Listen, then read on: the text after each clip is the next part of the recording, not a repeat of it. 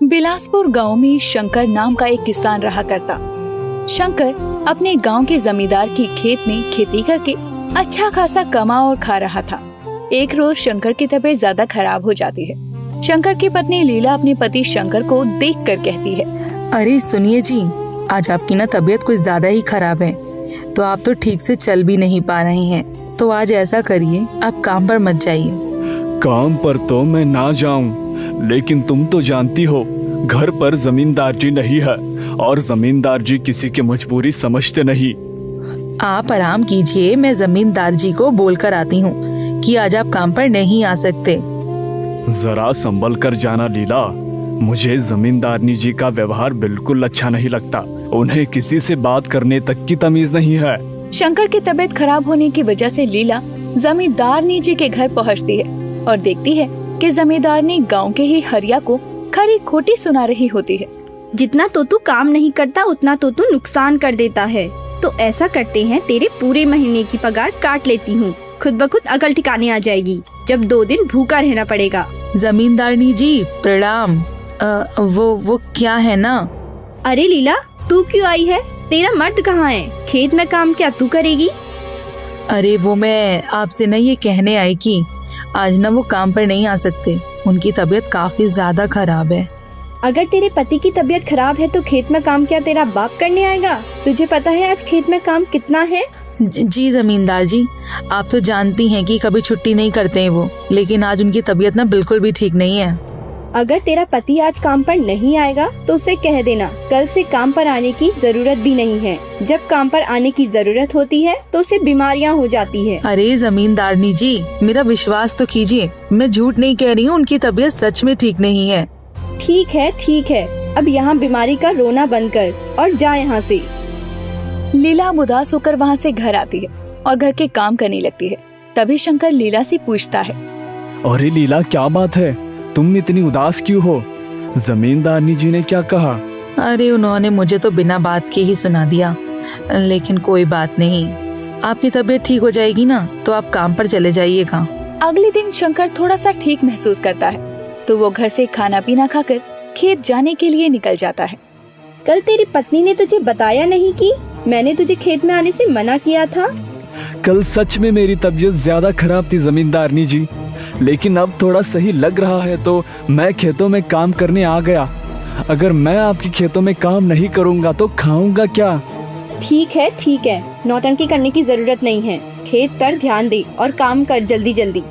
शंकर पूरे दिन खेतों में काम करने के बाद शाम में अपने काम का हिसाब देने जमींदार के पास पहुंचता है। उस वक्त जमींदारनी के घर में चोरी का हल्ला हो रहा था। अरे किसने मेरे पैसे चोरी कर लिए? ना जाने कौन आया था जो मेरे पैसे चोरी कर ले गया। पूरे 5,000 रख कर गई थी मैं अभी कुर्सी पर। अरे शंकर, तू यहाँ कब से खड़ा है?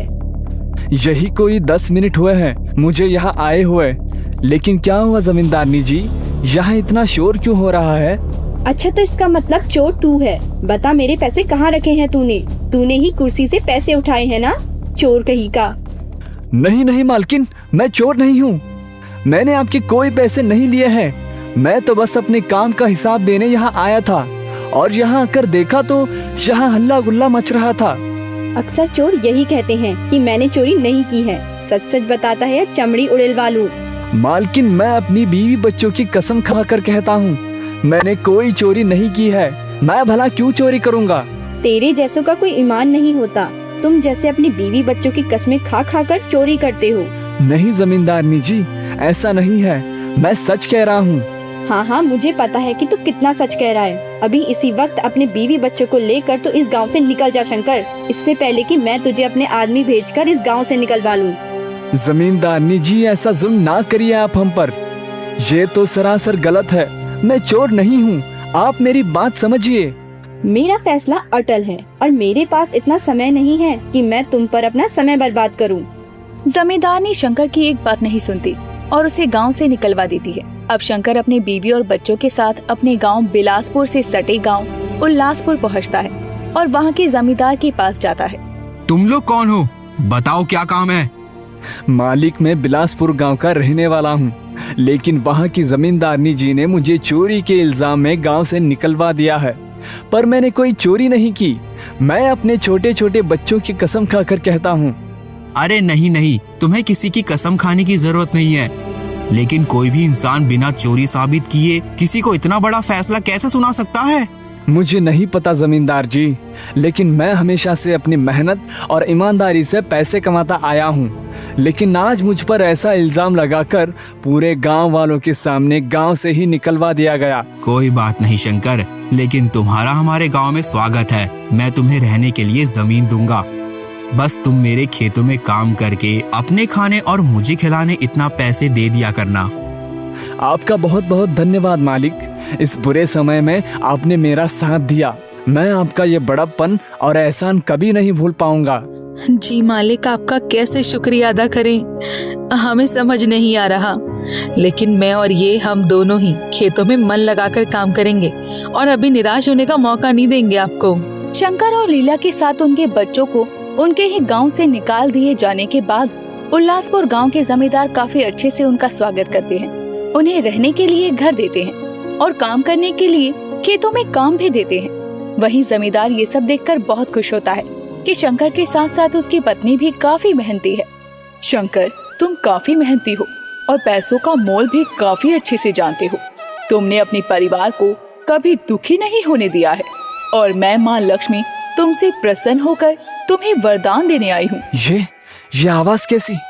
लगता है मैं रात में इन आलू के बोरियों को भरते भरते सो गया था। मुझे कुछ भी सुनाई दे रहा है। नहीं शंकर, तुम नींद में नहीं हो और ना ही तुम्हें कुछ भी सुनाई दे रहा है। मैं माँ लक्ष्मी तुम्हें दिख तो नहीं सकती, लेकिन मेरी आवाज तुम तक जरूर पहुँच रही है। मांगो, क्या मांगते हो? कौन माँ लक्ष्मी? मुझे तो विश्वास ही नहीं हो रहा। माँ लक्ष्मी, अगर आप मुझसे वरदान ही देना चाहती हैं तो मुझे ऐसा वरदान दीजिए जिससे मैं कभी निराश ना रहूं और मैं अपनी सब्जियों की खेती में बिना सीजन की सब्जी उगा पाऊं, जो आज तक कोई नहीं कर पाया। तथास्तु, जैसा तुम चाहते हो वैसा ही होगा। अब अगली सुबह के साथ ही शंकर रात वाली बात को याद कर रहा था, लेकिन वो ये बात किसी को नहीं बताता और यही सोचता हुआ खेतों में पहुँचता है। लेकिन वो खेत पहुँचकर जो देखता है उसे देखकर हैरान रह जाता है। उसके खेतों में हर तरह की सब्जियां लगी थी और सारी सब्जियां अच्छी और ताजी थी। इसका मतलब कि रात में जो आवाज मैंने सुनी वो कोई भ्रम या फिर कोई सपना नहीं था। क्या सच में वो आवाज माँ लक्ष्मी की थी? जो भी हो, लेकिन ये सब देखकर मुझे खुद पर भी विश्वास नहीं हो रहा। अरे शंकर, क्या बात है? आजकल तुम खुद से ही बातें करने लगे हो। और ये क्या, तुमने मेरे खेत में ये तरह तरह की सब्जियां लगा दी? अरे वाह शंकर, ये तो बड़े ही कमाल की बात है। अरे वाह। जी मालिक, मैंने सोचा जो सब्जी इस सीजन नहीं मिलती उसे भी बोकर देखा जाए, और देखिए नतीजा, कितने हरे भरे और रंग बिरंगी सब्जियां खेतों में उगाई है। तुमने तो सचमुच कमाल कर दिया शंकर। अब मैं तुम्हें कहीं भी जाने नहीं दूंगा, तुम मेरे पास ही रहोगे। इन सब्जियों का रेट पता भी है तुम्हें क्या चल रहा है मंडी में? जो सब्जी अभी तक इस सीजन में मिलेगी भी नहीं, वो सब मेरे खेतों में दिख रही है। ये मेरे मेहनत और लगन का नतीजा है। मैं हमेशा से ईमानदार रहा हूँ। भले ही जमींदारनी जी ने मुझे गलत ठहराया हो, लेकिन भगवान ने मुझे कभी गलत नहीं ठहराया। अरे क्या सोच रहा है शंकर? अब सब्जियां तोड़कर मंडी में ले जाओ। आज तो मंडी में हमारी सब्जियां सबसे महंगी बिकेगी। जी मालिक, आप जैसा कहो। मैं तो कहता हूँ आप भी मेरे साथ मंडी चलिए, हम साथ चलकर सब्जियां बेचेंगे। हाँ हाँ ठीक है, मैं सब्जियों का भाव तय करूँगा और तुम सब्जियां बेचना। अब जमींदार और शंकर बाजार में तरह तरह की सब्जियां लेकर पहुँचते हैं, जो इस सीजन में मिल भी नहीं रही थी। सभी लोग शंकर की लाई सब्जियां देखकर हैरान थे। देख रहे हो शंकर, लोग हमें कितनी हैरानी से देख रहे हैं। लोगों को क्या पता ये हमारी मेहनत का नतीजा है। हाँ जमींदार जी, ये सब्जी तो बिल्कुल किसी जादू से कम नहीं लग रहे, और लोगों के लिए भी बिना सीजन की सब्जियां हैरानी की बात है। देखते ही देखते कुछ समय में शंकर की सारी सब्जियां बिक जाती है और जमींदार जी को महीने भर की कमाई एक ही दिन में हो जाती है, जिसमें से आधे पैसे वो शंकर को देते हुए कहते हैं, शंकर ये तुम्हारी मेहनत की कमाई, इसमें से मैं ज्यादा पैसे नहीं रखना चाहता। मैं बस अपने मुनाफे के हिस्से जितना ही पैसा रखूंगा। मालिक, आपका मुझ पर बहुत उपकार है, और फिर आप दिल के बहुत अच्छे भी तो हैं, तो भला आपके साथ अच्छा कैसे ना होता। उस दिन के बाद से साल में 12 महीने जमींदार जी के खेत में हर सीजन की सब्जियां मिलती थी और दूर दूर से लोग जमींदार जी से अच्छे खासे भाव पर सब्जियां खरीदने आया करते और जमींदार जी को उससे काफी अच्छी कमाई होती और शंकर भी धीरे धीरे काफी अच्छा पैसा कमाकर अपने परिवार को संभालने लगता है। सियालपुर गांव एक बेहद छोटा सा गांव था जहां कुछ ही परिवार रहा करते। इस गांव में हमेशा लोगों में एकता देखी जाती थी। सभी मिलजुल कर रहना पसंद करती। एक रोज की बात है जब गांव में अचार बेचने वाली मनोरमा अचार बना रही होती है, तभी उसके पास गांव का रामू आता है। अरे मनोरमा बहन, एक डब्बा अचार दे दो। आज तो मालिक ने पैसे नहीं दिए हैं, आपके अचार से ही काम चल जाएगा।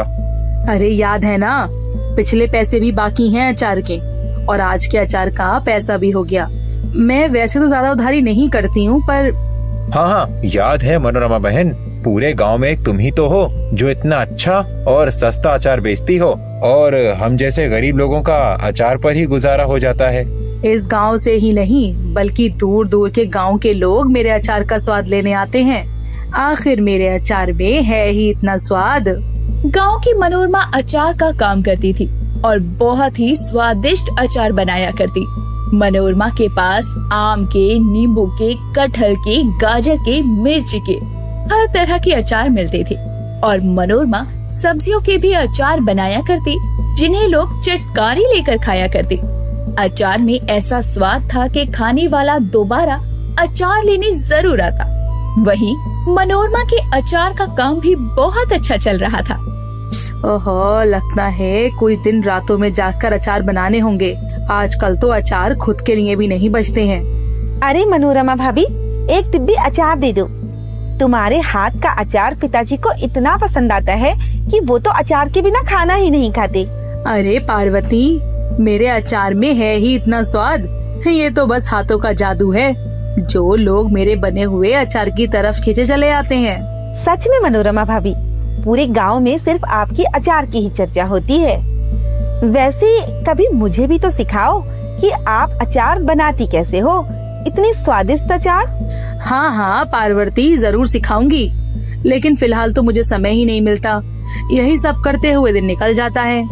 मनोरमा के अचार की दूर दूर तक चर्चा थी, लेकिन एक रोज रामू देर शाम काम से लौटता है तो वो देखता है कि उसकी पत्नी रो रही है और जब रामू अपनी पत्नी से उसके रोने का कारण पूछता है तो शीला कहती है, अजी क्या बताऊं, बच्चों को अचार रोटी खाने को दी थी, खाने के बाद ही उल्टियां 10 लग गई हैं। थोड़ी देर पहले ही उनके लिए दवा लेकर आई हूँ।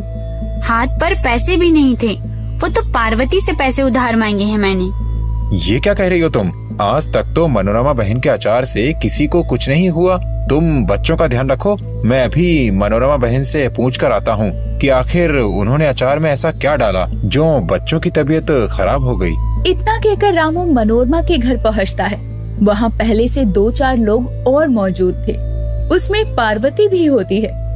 अरे मनोरमा भाभी, जब ये लोग कह रहे हैं कि आपके अचार में कोई खराबी है तो आप मानती क्यों नहीं?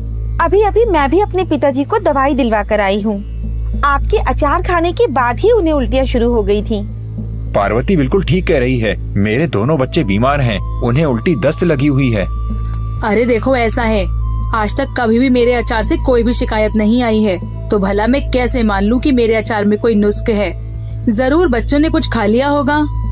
मनोरमा भाभी, कोई एक जन अगर आपको ये कहने आता कि उनके परिवार के लोगों को आपके अचार खाने से उल्टी दस्त लग गए हैं तो आप नहीं मानती, तो भी समझ आता।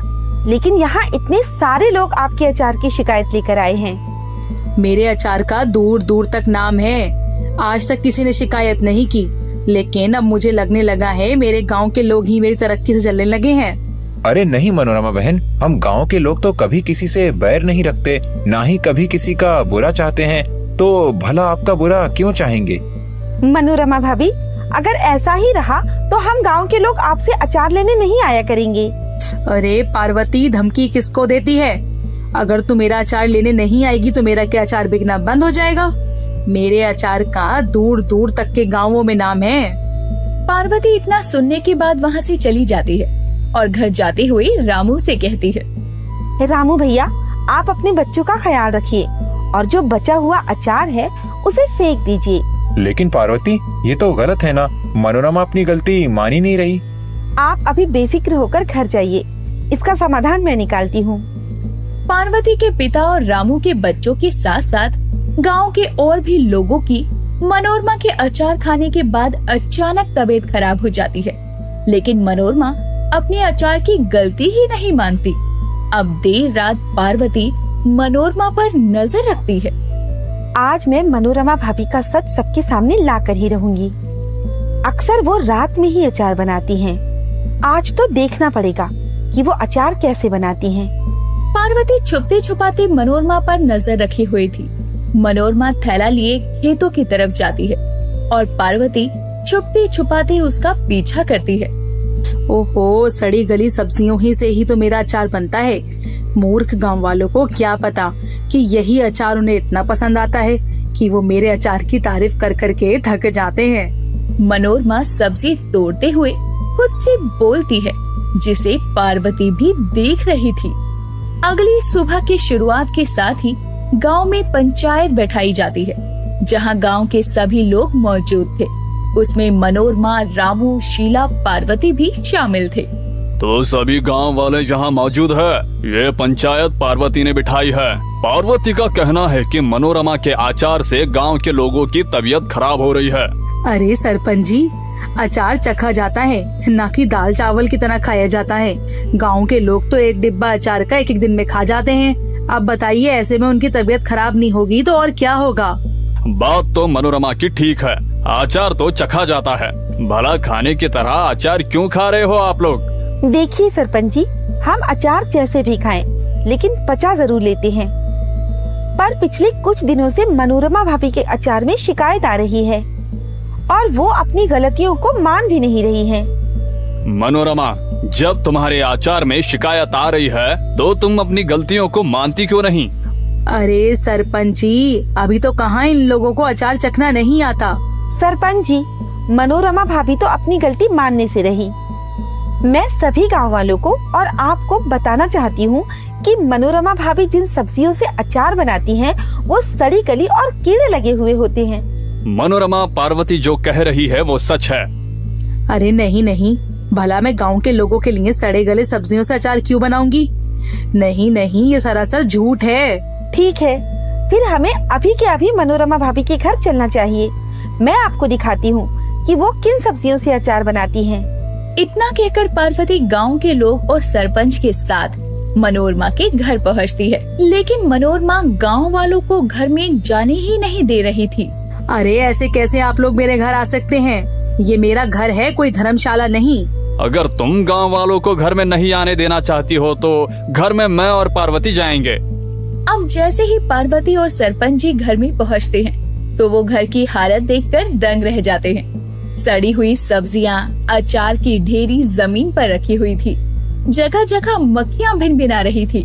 ये सब कुछ देखकर सरपंच जी गाँव वालों से कहते हैं, आज पार्वती ने सभी गांव वालों की जान बचा ली है, क्योंकि मनोरमा सच में सड़ी गली सब्जियों से अचार बनाती है, साथ ही उन्हें बहुत गंदगी में रखकर बनाती है। तो आज से गांव का कोई भी व्यक्ति मनोरमा का अचार नहीं लेगा। और मनोरमा, तुम्हें अगर इस गांव में रहना है तो तुम्हें अब कोई और काम ढूंढ लेना चाहिए। अरे सरपंच जी, ऐसा मत कीजिए। मैं ताजी हरी सब्जियों से अचार बनाऊंगी और मैं बहुत सफाई से बनाऊंगी।